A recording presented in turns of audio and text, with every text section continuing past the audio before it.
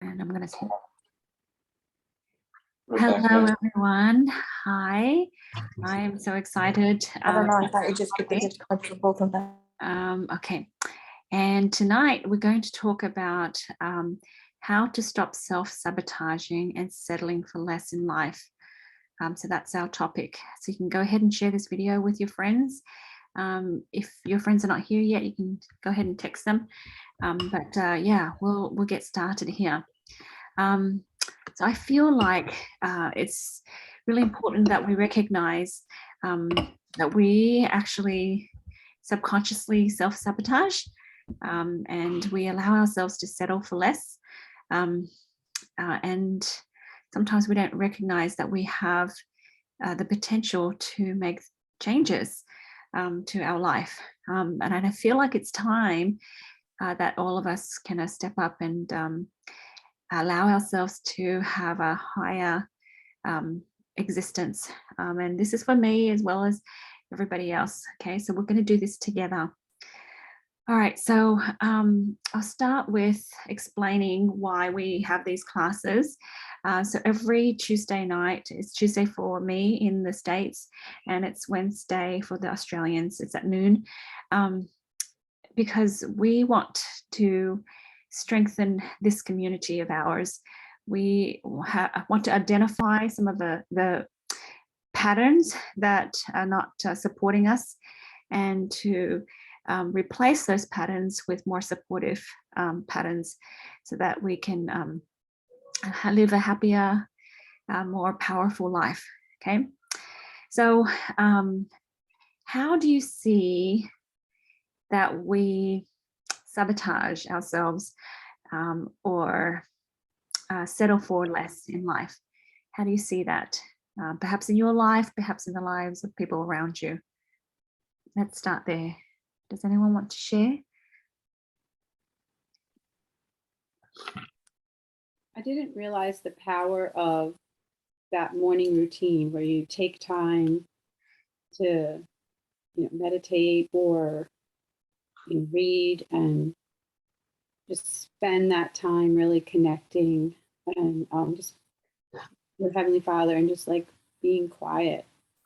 I didn't realize how important that was. It was like I would do it for a while and then not, and then things would fall apart, and then do it for a while, and then so I was like always stopping and starting, it seemed like, but it was just because I wasn't taking the time to be with Heavenly Father that I just couldn't. We have to fill our cups up first before we can help others. So I was basically self-sabotaging myself by not keeping that routine, by not just taking those few minutes every morning. Yeah. Thank you so much, Nora. Yeah, I think a lot of us can relate to that. We self-sabotage in that way, and it's so easy to do and so easy not to do. So tonight, I invite you all to have a little notebook or something to write with. So just write down what's relevant to you. There's a lot of information, and I talked to a bunch of my friends about these things the last week. And yeah, we've come up with a few things that can maybe help a lot of our friends and help ourselves too. Yeah, so ask yourself questions like, how am I self-sabotaging, and how am I settling for less in life? Okay, and we'll be able to find more areas that we may not have recognized. Okay, and when we find it, we have the power to change it. Okay, so here's some false beliefs and pains and areas where sometimes we don't recognize that we are sabotaging ourselves. Okay, so I listed out, and you go ahead and write down what is relevant to you. So sometimes we say, there's nothing I can do to change it. Okay, so whatever your it is, your situation or your pains, if you tell yourself there's nothing you can change about it, that's a kind of a form of self-sabotaging and settling. Okay, or if we say things like, things never work out for me. Okay, or we say, why does this happen every year or all the time, or it just happens to me all the time? If we say that a lot, Okay. Or it's in my blood, you know, my parents have this problem, or my dad had this problem, or my mom had this problem, and you know, their parents had that problem. So I'm just going to have it. It's just in my blood. Okay. It's genetics, right? Or it's too hard. I just want to know an easy way to fix it. And if it's not easy, it's like, can't do it. Sometimes people say, it's just my lot in life. Okay. It's just my lot in life. Or I can't do it. And then we say because, and we are so used to listing out all the reasons why things don't work out. And it's like we just keep going down that path and just keep finding more and more evidence for it, as if that's helpful. Okay. You know, we just feel defeated and we feel powerless. And we keep telling ourselves thoughts that create those feelings of being defeated, of being powerless. Or sometimes we think, well, someone or something out there needs to change for me to be happy. So if this person does this and this and this, then I'll be happy. If the situation changes like this and this and this, then I'll be happy. Okay. So, you know, write it down, identify it if that's you. Okay. So we hold those things responsible for our happiness. Right. That's one way for us to sabotage ourselves because we don't find solutions, right? Sometimes we think that someone else or something else out there is the villain that's always getting us. Okay. So that's another way we settle for less. Okay. We sabotage. And sometimes people, they choose to sabotage early because they believe they always fail and they rather quit than failing or being wrong. Okay. So you see that in people, you see that in yourself, right? Sometimes people rather quit early and not try than fail and look bad and be wrong. Or have you heard of people saying, well, I'm a realist, this is real life, okay, versus your idealist, dreamer, fantasy. Okay, so those patterns. Okay, you know, when you decide to label yourself as a realist, then you hold yourself back in this space. Okay, and we say, well, this is the only way, and it's like this is the limitation, and it just can't get out of it. Or you know, we worry about what people think of us. We worry about not fitting into the ideals or of the social expectations. Okay. Any other ways that you know, whether you recognize that we may sabotage ourselves or just settle for less?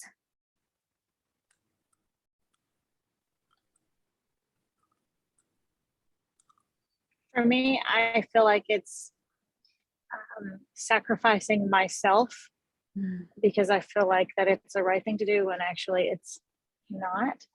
Like over sacrificing and then talking myself out with a doubt. Like if I was going to go talk to somebody about something and then it would be like, oh, they don't want to hear it, or oh, they, you know, talking yourself out of things that were actually inspirations.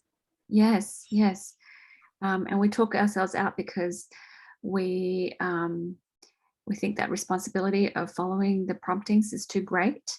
And we are torn between pleasing God and pleasing other people. Yeah. So guys, tonight we're talking about the, how to stop self-sabotaging and settling for less, because we deserve more. Heavenly Father wants to bless us with more, and it's us that's holding ourselves back. It's us that's putting an umbrella up and not letting the heavens rain upon us and bless us. It's us that's not opening our hearts to receiving inspirations and receiving more joy, because we're so afraid of the fear, the pain. So what we want to do is just explore the different ways that we self-sabotage. So you can continue to ponder over this when you get time. But today we're just going to discuss it and open the just the idea that, hey, maybe I can have more. Maybe I can enjoy life at a higher level. Okay. And we may not need to be as limited as we think we are. So we have just beliefs that hold us back. Like one of my friends said, her husband's famous saying is, "That's my lot in life. That's my lot in life." That's how it is. I'm a realist. Okay, so sometimes we do that to ourselves, and then we struggle and we wonder why we're not allowing ourselves to be blessed and be happier.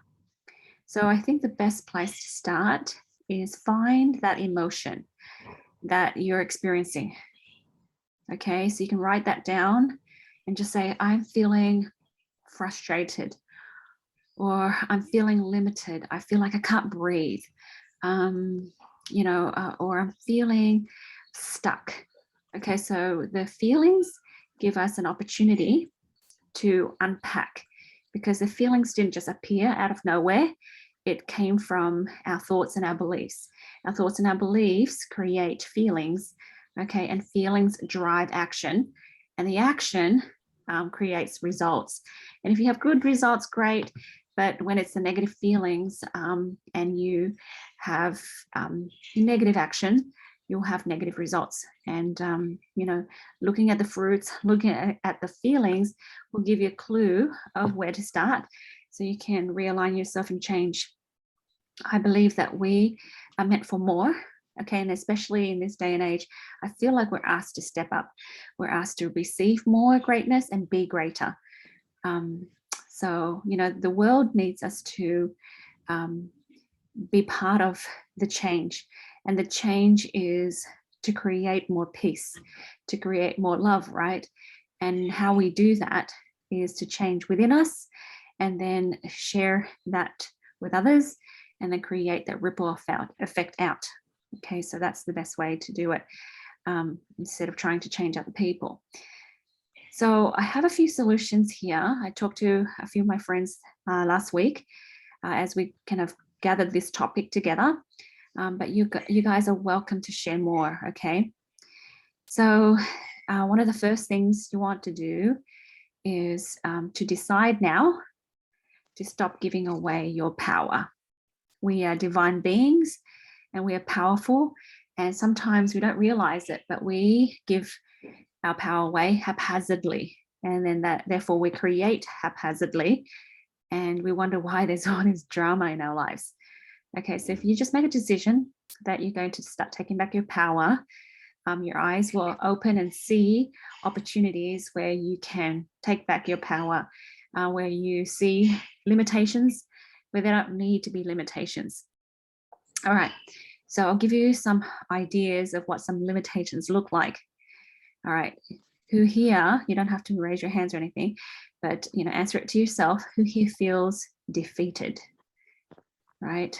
If you're feeling that way, then your thoughts are creating limitations. Okay, so here's all the evidence why I'm not a winner. I am not a victor. Okay, who here is tempted to blame people, blame situations, blame history, or blame society, whatever. Okay, those are your clues, guys. Okay, we don't have to hold on to those feelings. We just need to embrace it, feel it, and allow it to teach us lessons. Okay, does that make sense? Yeah. All right, the other thing we can do you can write this down, is to decide to stop the feeling of scarcity. Okay, like if it's if someone has, then you don't.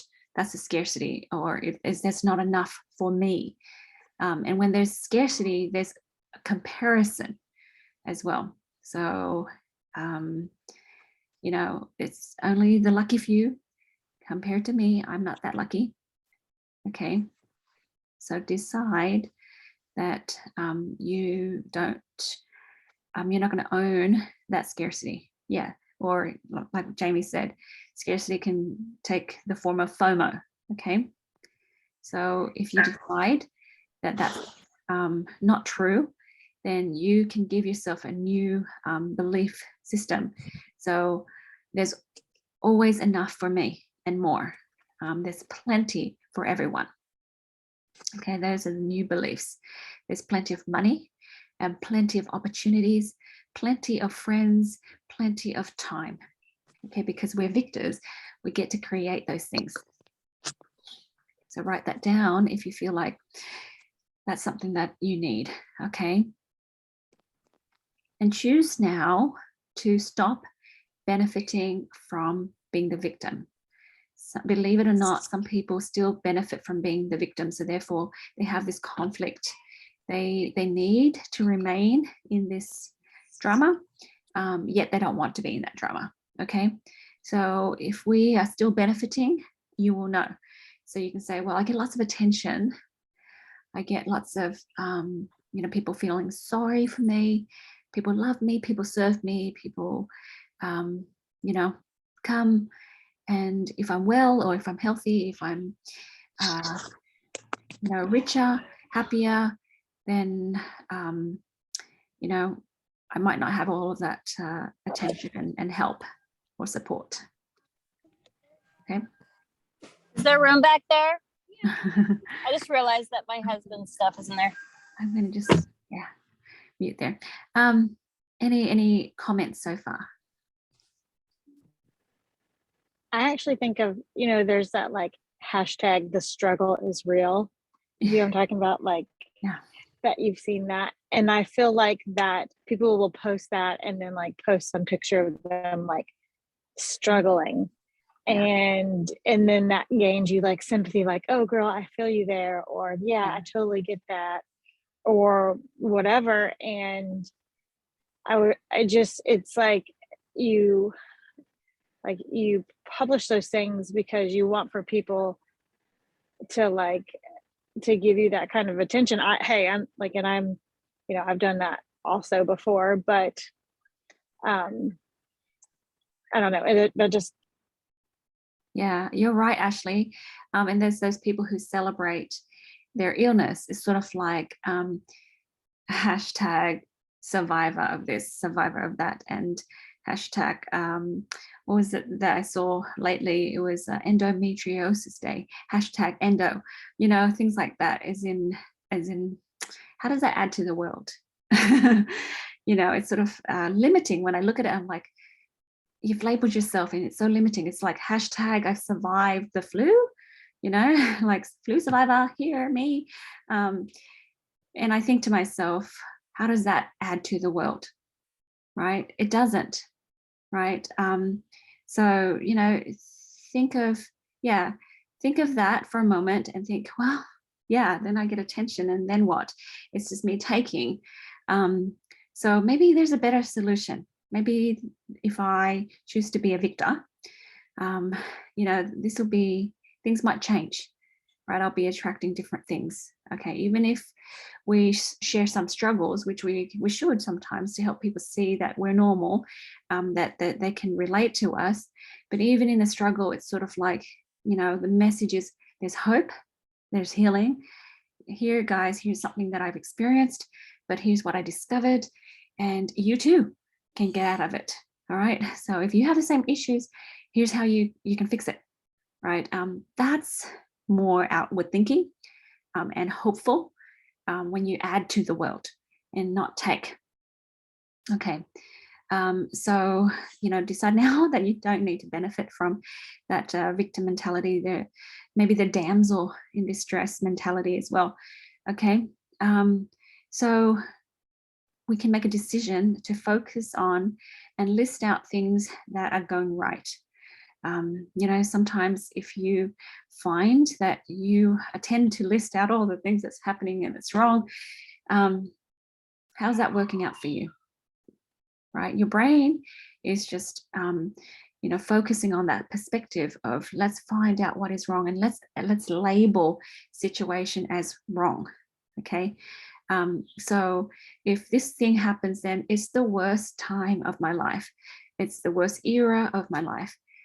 This is the worst season of my life. So I'm like asking myself, and when I do sessions with people, I'm like, is it necessary to be labeling situations in that limited way? Is it? Because how does that help you find solutions? How does that help you see the lessons in love, the divine lessons in love, right? So What I've tried to do lately is when I start making those lists, mhm, I know that I'm coming at that, just from being a part of this community and learning all the things I've learned. I know that I'm looking at things through my own limited understanding. mhm, And that if I just take a moment and take a different viewpoint, like I think of when in that own limited understanding, it's a very scarcity mindset. But if yeah, you flip it and you look at it in a different way, mhm, you can see, I don't know, lately I've just been trying to, like, if for whatever reason I don't make it, if something doesn't turn out the way I thought it should, and I get upset, I'm like, there must be some reason, or, because it didn't turn out that way, it's going to be even better, or it actually turned out better. yeah, Just the abundance, every situation, not just the big ones. I mean, every day, every 5 minutes of every day, we come into contact with people and have to make decisions and emotions, and it sometimes it gets overwhelming. But mm, if you just take a moment and I don't know, just be grateful for that. yeah, Just like looking at some things in more of an abundance way, like yeah, taking the emotion out of it. yeah. I love it. So it's so good that you allow yourself to feel though. So when you're frustrated and you're disappointed, don't brush it away, right? Just allow yourself to feel it. Throw a hissy fit if you have to, right? And then sit up and say, well, why did I feel that way? And ask yourself good questions. What am I, attached to? Am I attached to a certain outcome? Something, and then you work it out. Okay, and once you feel it and resolve it, you're able to identify the limitations, and then you can get rid of it because you know that you're divine, you know that you are able to have greater happiness and joy. And it's up to you to open up and receive it. And when you are not receiving it right now, it's because you're limiting yourself, and it's all within your power to change. Okay. Yeah, so that was really helpful, Nora. Thank you for sharing that. So looking at your situation and seeing the good in it, and then seeing the gratitude. So something better might be happening around the corner, right?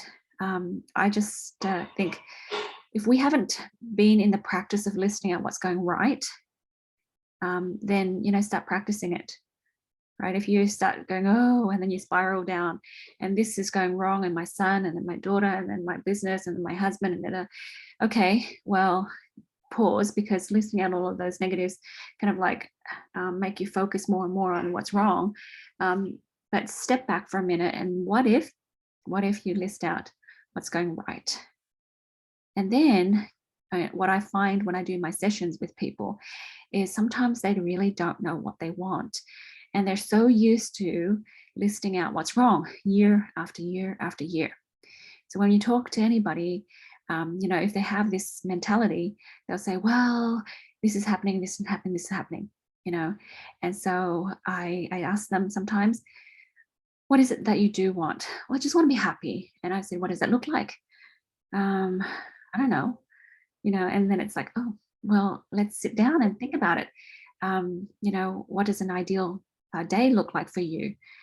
So you want a new job? What does a new job look like? A job that you like? What does health look like for you?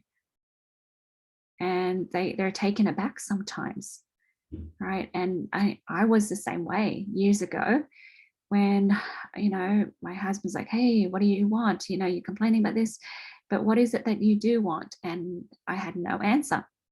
So from then on, I was like, no, this is crazy, because I haven't allowed myself to focus on what I want. Of course, I'm not creating what I want because I don't even know it, right? And here I am saying what I don't want. So it's like saying, I don't want black, I don't want black. Someone says, well, how about blue? I don't want blue, I don't want blue. What do you want? Just because you don't want black and blue, doesn't mean you've chosen pink, doesn't mean you've chosen white, right? So we have a wonderful opportunity to pause and start creating. All right. So if you haven't given yourself the time to create, okay, then sit down and create. Jamie says it sounds like a conversation she has with her kids. Yeah. So we're like that. We continue to be like that if we don't allow ourselves to intentionally create. I had to sit down and say, well, my ideal job would be, talking to women who are spiritually mature. I would like to start my work day at 10 and then end it at 5. When my kids come home, and I would like to work from home, without going, but limitations. But have you thought about this? Have you thought about that limitation? So pretend there's no limitations.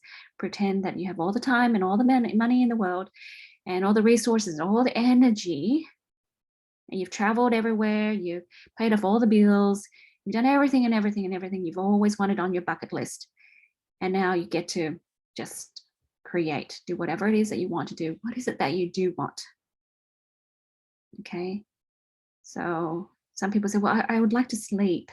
I'm like, okay, pretend that you've slept and you've got energy, you're rested. What is the ideal? What would you love to do to serve humanity? How many hours of service do you want to give? And what else do you like to do with your life? And sometimes that's like, oh, I don't know, Jade, I just never thought about that.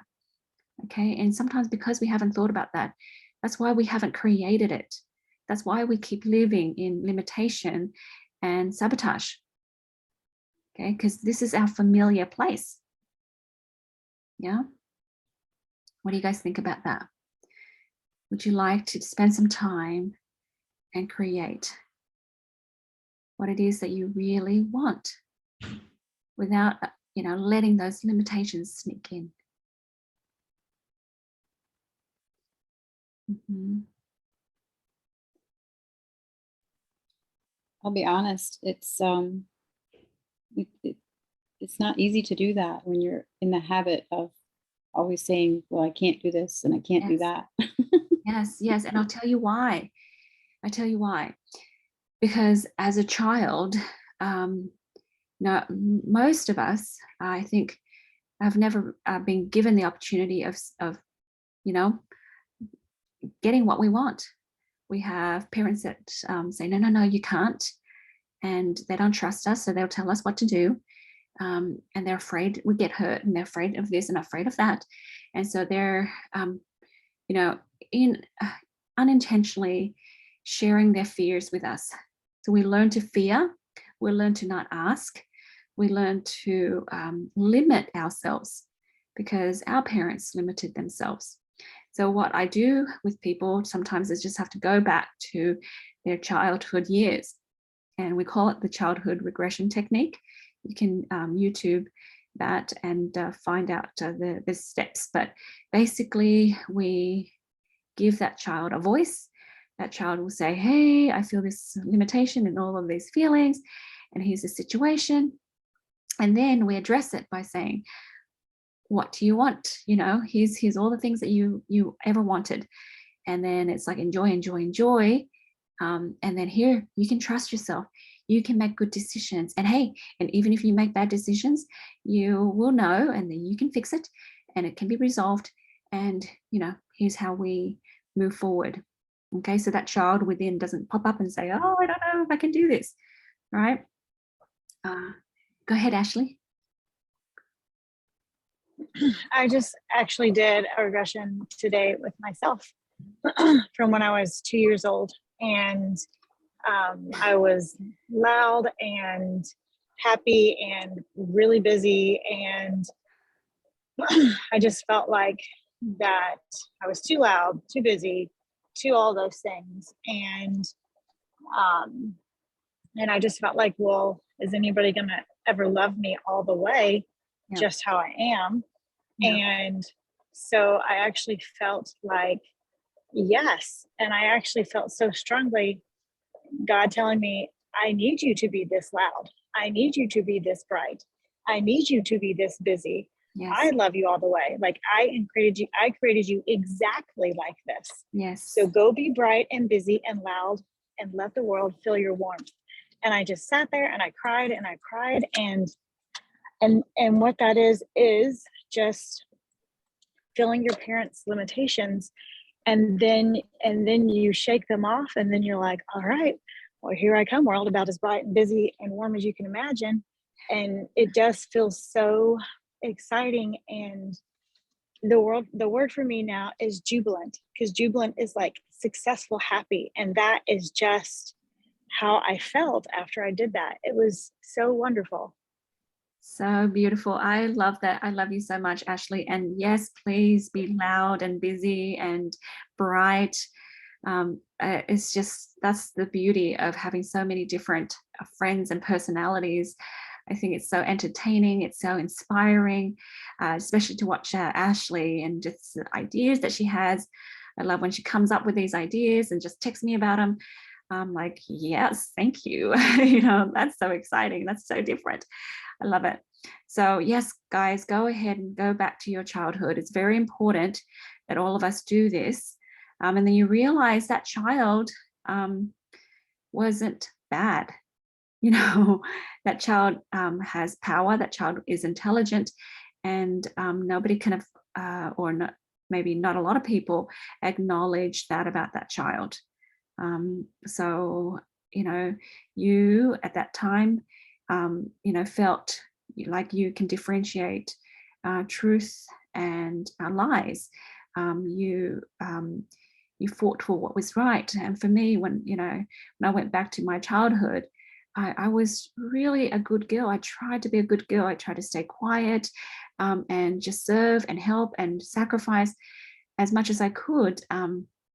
And yet, you know, I just felt like, I don't know if it's ever going to be enough, because nobody told her that was sufficient.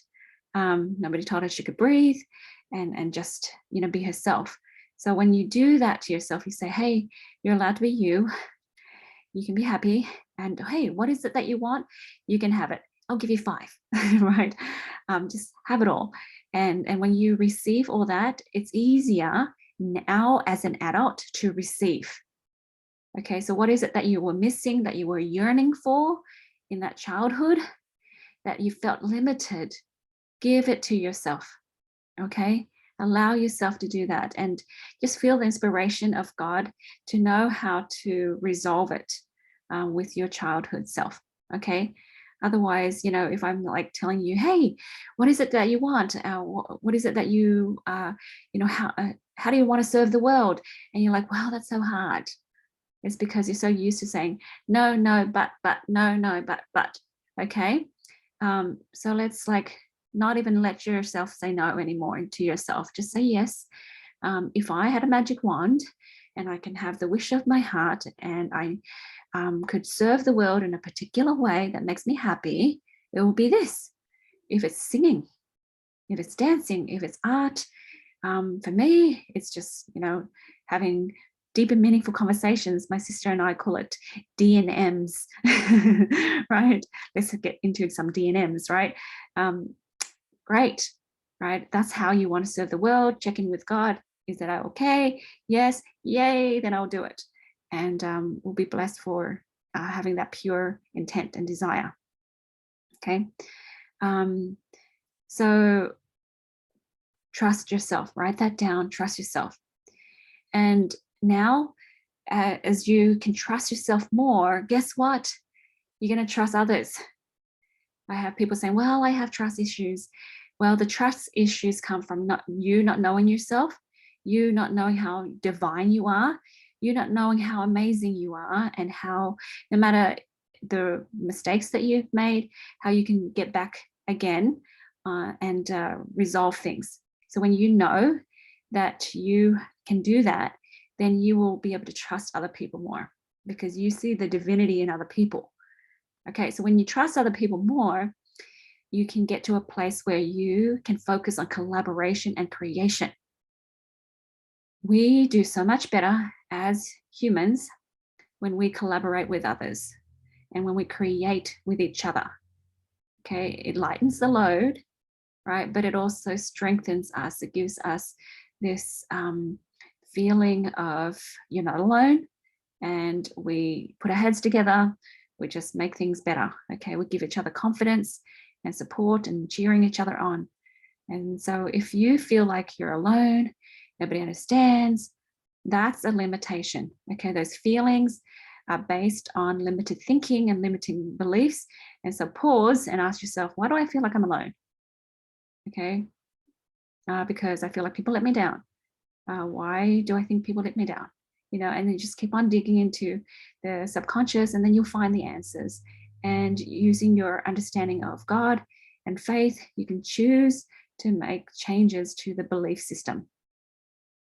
Okay, so it'll take effort, but we'll have results when we collaborate with each other. Okay, so that's the ideal, that's where we want to go.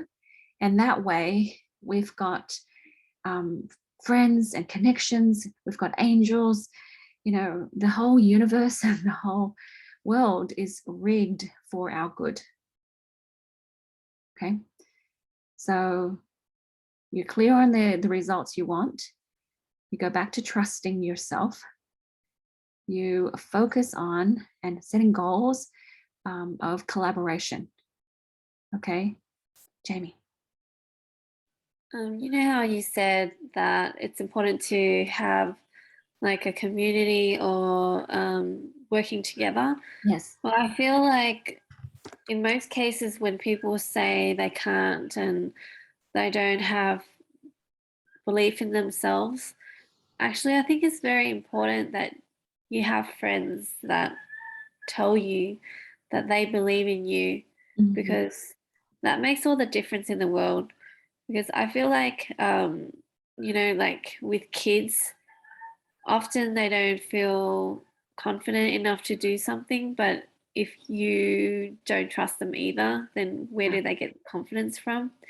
Yeah. So, it's good to say like, look, I believe in you, even if you don't see it right now, but I believe in you.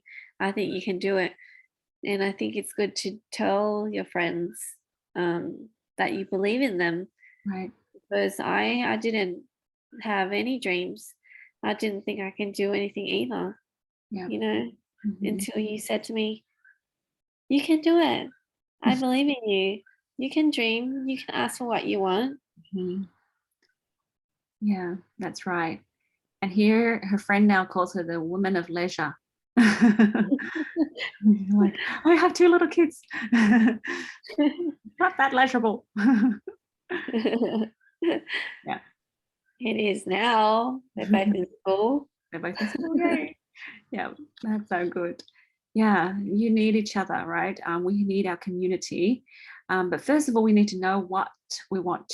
So we want soul sisters, we want spiritually mature women, we want people to talk deep and meaningful conversations with us.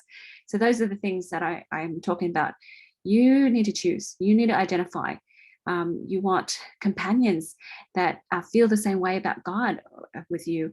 You want people to want to serve and help others in the same way you do, right? So just identify it. We cannot be passive on this journey, okay? It's not going to work out very well if we're just passive, right? And just that little bit of effort of identifying who you want, what life you want, what kind of friends you want, if you're not married, what kind of spouse you want, right? All that effort is going to be so valuable because you have intentionally chosen to break the limitations and opening your heart to receiving the exact thing that you've placed in your heart. I like Ashley, how she reminds me and our friends, whatever you want, place it in your heart, put it in your heart until you feel it. Because if our heart is the compass, if we have something set, like we have a heart set at joy, heart set at peace, then that's what we're going to attract. Okay. So we are responsible for what we attract. Right. What do you guys think? Community? Yes. Collaboration? Yeah. Yeah. I was just going to say, like, when you talk about the compass, I always think of that, like, what is my true north? Like, what is it? What do I want it to be? Yes. And have that be the standard. Yes. And when I start thinking maybe it's not possible for me, I look to people like Christina Noble, like Illa Begiza, Immaculate. Yeah. Like people like that, like Viktor Frankl, like who lived such tragic, like horrible conditions and then made beauty out of their lives. It's beauty to, beauty from ashes. Right. And I just think if it's possible for them, then why can't it be possible for me? Yeah. Mm-hmm. Anyway. Yep. That's it. The creation, just choosing to create that beauty. Okay. So, jot that down, write that down, guys. What beauty do you want to create? Okay. Just think about how you want to add to the world in your way, your beauty. Okay. So what stops us, what creates limitations is because we're afraid to fail sometimes. Sometimes people fear failure and they expect to fail, and then they create failure, or they sabotage before they fail because then they don't have to fail, or they're, already going to fail, so might as well fail now, because they have a hard time with mistakes, because in their minds, mistake equals them being bad, them being not good enough. So if you just, unattach that definition. So if I have given my kids a new definition, I call it accelerated learning. So if you failed in something or you messed up, it's just accelerated learning. So now you know what not to do. That's all. Okay. It has nothing to do with, you being bad, you being not good enough. Okay. So it has nothing to do with that. And if you've been punished when you were younger, all right, go back to that child, and help that child heal and stop punishing yourself for messing up. We think that if we punish ourselves, then we don't mess up again. No, it doesn't fix that problem. It actually just stops you from being brave. Okay. So, we think the reason why we, beat ourselves up and punish is just that now you won't do it again, because we're teaching with fear. So instead, okay, can we apply the atonement of Christ to this so that all things are made new and wiped clean, and allow ourselves to be forgiving? So you just already decide today that from whatever mistakes I make in the future, I've already decided to forgive myself immediately, okay, for making mistakes and failing, or, any boo-boos I make, because I will always be trying to be better. Right? You're not going to punish yourself by being critical. Okay. Criticism is more like judgmental, more like conclusively condemning yourself. You know, you did this is wrong, therefore you suck, right? You're the worst, right? No, let's fire the critic altogether, okay? And then hire the coach. Hire the coach. So imagine, role play with yourself in your mind right now. You know, pretend that you messed up something, and then you say to yourself, hey, me, it's okay. Try again. You're fine. Okay, try again. Because we can have more accelerated learning when we don't waste time criticizing. So many people waste time, you know, because they have this perfection paralysis. They sit back and wait and feel like they have to know everything and know all the answers. And, you know, then they can make any decision because they really are so scared to make mistakes. Can we just quickly, you know, feel it and act on faith and just kind of try again, okay? And be okay with those messes, you know? And define your success by saying, if I'm better today, if I learned some greater lessons, then I'm successful. You know, if I did what I was inspired to do, then I'm successful, right? Change your definition of success. You know, it's not a result, you know, it doesn't have to be. You know, it doesn't have to be far, far away. Success can be today. Okay, so we fired the critic, you guys, totally. All right, so now we don't have to limit ourselves, limit our life, and, you know, stay in this self-sabotage. We're always going to be excited because if we mess up, there's that beautiful coach inside of us that's going to be cheering us on. Look, if you do that, then it's so much easier for you to be a good friend to others. Okay, because, you know, you're not going to criticize your friends for messing up. You're going to be encouraging for your friends, and guess who's going to be really popular, right? You're going to have a lot more friends because you're going to be very encouraging, right? That's the best way. Think to yourself, what teacher do you love most in school? You love the encouraging teachers. You love the teachers who believe in you, right? You do not like the friends that are always critical, right? So if you want to have more self-love, right, you need to be the one that's encouraging. You need to not be the critic, okay? Because otherwise you don't want to get along with yourself. You don't want to hang out with yourself, because every time you're alone with yourself, you hear yourself whine and complain and nag, right? You're like, okay, I'm gonna get along with her, right? Now you can, all right? She's changed. I like myself, right? Good. She's changed, and from now on, she's just gonna be happy. She's not gonna be fearful. Everything is solvable. That's the new belief. So we're gonna be tolerant of imperfections. How about that? It's a hard one. Sis. Is that a hard one? Because we're like, I'm only happy when, you know, this ideal happens, this situation happens, but, you know, we can always control that and say, hey, as long as this happens, great. If this other thing happens, even better. But I'm going to manage my happiness. I'm going to be in control. That's how we take back our power, right? So can we be tolerant of imperfections? What do you think, guys? Anyone here go, oh? I think I tell myself that, and then and then I somehow still feel like, oh, I could have done that better. Yeah. Well, how the encouragement is, this is the rule, and I learned this from Louise Hayes.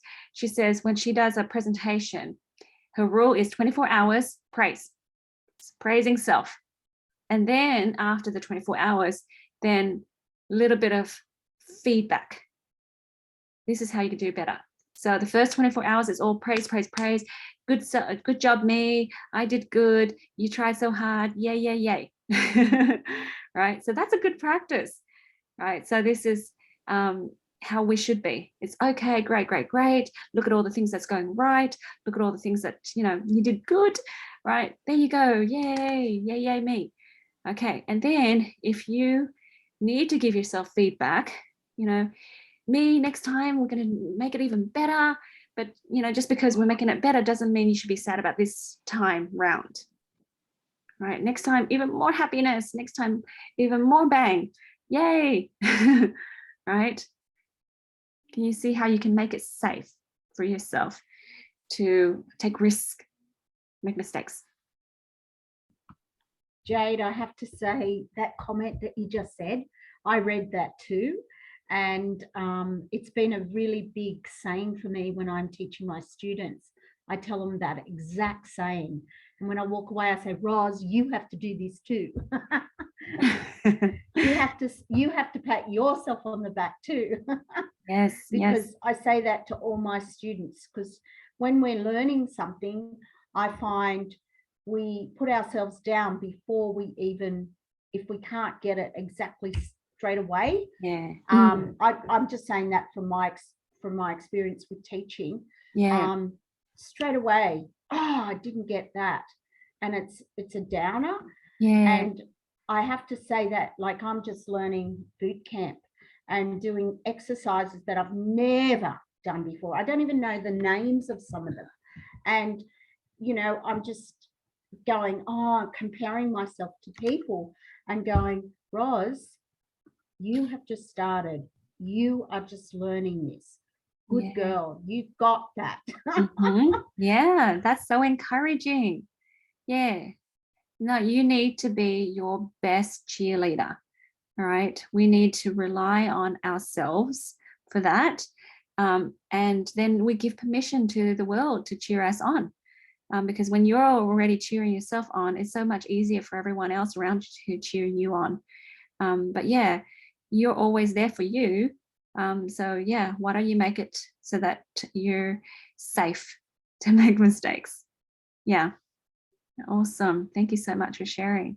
And Jade, also, one of the biggest things I've learned is that mistake that I go back and give myself feedback, and is actually the best learning that I could ever have. Because to learn something, I feel that a mistake is a good thing. Yeah, that's right. You know, I don't know, because I was insecure. Every time I make a mistake, my husband's like, no, Jade, don't be mad at yourself. This is good feedback. You can do it so much better. You can do it so much better. And I used to hate that, because I'm like, oh, you keep saying that. But then I realized, looking back, I'm so glad I made all those mistakes, because look at the things I produce now. It's so good. But yeah, it was just a waste of time, beating myself up and feeling bad, right? From now on, we're going to accelerate our growth, guys. We don't need to waste that time anymore. Okay. So the next thing I want to share with you is, how people say, are you a realist? I'm a realist, be a realist. All right. So I learned from a lot of if you guys look into people's biographies, successful people, and I like what Debbie pointed out, you have Immaculate Ilibagiza, you have Viktor Frankl, you have the Christina Noble. All of these people have outrageous, ridiculous dreams and goals, right? But the thing is, what makes them different is they don't answer to people. They answer only to God. So if God tells you to do something, gives you an inspiration in your heart, you hold on to that and you do it. Okay, in their minds, their reality is, the reality, right? And that's why they want you to be a realist, right? According to their own reality. But without these beautiful people who have these outrageous dreams and goals, we wouldn't have light bulbs, we wouldn't have electric cars, we wouldn't have all of these wonderful things that we enjoy. Okay, so answer only to God. Otherwise, if you're worried about other people's opinions and other people, what they say about you, then you're serving too many gods. Serve one God. Serve just that one God, and just be okay with that. And I promise you that things will turn out eventually, right? May not be today. You may have criticism. You may have people not happy with you because you're not following them or you're not validating their reality. Okay. But you owe it to yourself to dream your dreams. And you find people like you that are outrageous, that have big goals to hang out with, because you keep on pushing each other along and nudging each other along. Okay. That's so much more fun than sitting there in your limitations and having the realistic life. Okay. Having a job and, you know, doing your own thing, limited all your life. To Wow. me, it's just an excuse for them not to excel. Like, I'm being real. Yes. So they're like, literally, they're afraid to dream. So Afraid they're to just dream. going to, so they are justifying themselves with what is real. Yeah. And to me, that's actually so sad, because I honestly would have said at one point, oh, I'm a realist, because honestly, I'd been disappointed so many times. Yeah. And so I feel like to boldly walk forward is the vulnerable, exciting, faith promoting direction. Yes. That's it. I love it. It's faith promoting because you put yourself out there, and guess what you have to rely on? Pure faith. And then guess what's going to be delivered to you? Opportunities to grow your faith. Yeah. And that circle of comfort will grow and grow and grow. Okay. And so what was kind of uncomfortable and new to you once upon a time becomes something comfortable and that you're very good at eventually because you worked at it. All right. And I want to tell you some truth here. People are so afraid of the pain of disappointment, the pain of heartache, the pain of being betrayed or let down. So lots of heart pains. We're so afraid of that pain. Okay, so today I'm inviting you all to embrace that pain. And that pain will teach you a lesson. It teaches you, hey, a little bit of insecurity here. Hey, a little bit of limitations here. Okay, and then you will go, oh yeah, you're right. Feel it, cry it out. All right, put helichrysum over your heart if you need to. But the reality is that your heart is strong enough. Your heart is created so it can break. All right. I feel like Heavenly Father, sometimes when we try to create and build on our own with our own limited understanding, we're not building on a strong foundation and things fall apart, you know, and Heavenly Father lets it fall apart. So when people come to me and they're like, my life is so broken and it's everything is everywhere. And, you know, I'm like, yay, guess what? You're a base now. You're down to square one base. And guess who's here? You'll find Heavenly Father and Jesus Christ here waiting for you so that you can hold on to them and rebuild yourself again the right way. Cry. You know, and feel like you're alone and you got nowhere else to go. Great, because guess where you're going to go? You're going to go to, you know, look up, go to Heavenly Father, and you will rebuild yourself afresh. Okay, so we are invited to descend. You know, in our descent, we feel pain, we feel broken, and that broken heart is great, because we go to Christ with a broken heart and a contrite spirit, and the power of the atonement makes it whole. We're asked to be perfect. And what that means to me is when you are one with God, you're made perfect. Okay. It's not that you are without mistakes perfect. It's not that you're flawless perfect. We'll never be that alone. But in that unity, that oneness, we will be made perfect. So even in, and especially in our weakness, we can move mountains. We can dream our ridiculous dreams and make it happen together. And that is exciting. Okay. And you know that you're doing it well. You know that you have a lot of faith because you start seeing the results. You start seeing the fruits.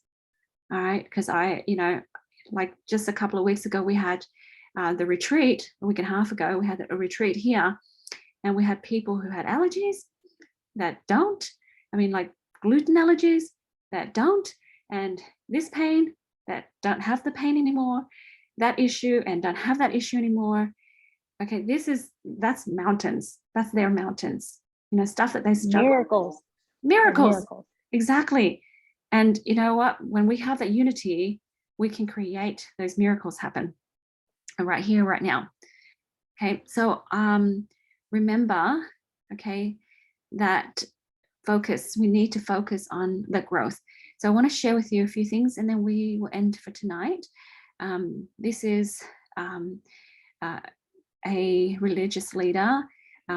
He's a leader of my church. It's Russell M. Nelson, and he says, the joy we feel has little to do with the circumstances of our lives, okay, and everything to do with the focus of our lives. When we focus our lives, when the focus of our lives is on God's plan of salvation and Jesus Christ and his gospel, we feel joy regardless of what is happening or not happening in our lives. All right, that's powerful, okay? So I want to give you some oils to start with.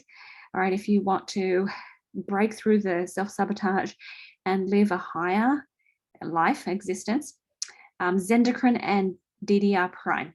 These oils are the oils of transformation. So you're going to choose to change now. So here and now, it's like, no, I'm going to be a different creature. Zendocrine and DDR prime. It cleanses those organs, okay? The other oil is forgive, because, you know, we are going to allow the atonement to erase the mistakes, erase the weaknesses, erase the messes, okay, so that we no longer are attached to the outcomes, no longer attached to all these our limited expectations, our version of perfection. Okay, so we allow God to have his version of perfection. Okay, and that's why we're okay with this human imperfection at this time. Okay. Peace, adaptive, and serenity. Okay, those oils, you can use them interchangeably. You can use them, layer them one at a time if you like, but it's the oil that helps you intentionally choose to have a higher existence. If you haven't chosen a life of peace, you're not going to get it. If you haven't chosen a life of serenity, tranquility, of ease and flow, you're not going to get it. Okay, so what does your version of peace look like, or tranquility look like? Okay, so if you choose that, you're going to start creating enlightened thoughts and beliefs that support that.